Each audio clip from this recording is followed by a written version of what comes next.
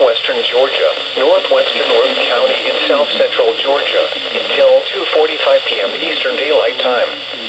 At 2:07 p.m. Eastern Daylight Time, a severe thunderstorm was located over Leesburg, moving north at 40 miles per hour. Hazard, 60 miles per hour wind gusts. Source, radar indicated. Impact, expect damage to roofs, siding, and trees.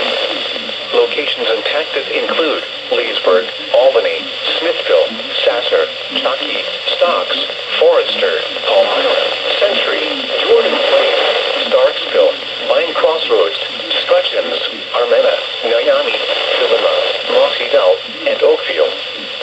Remain alert for a possible tornado. Tornadoes can develop quickly from severe thunderstorms.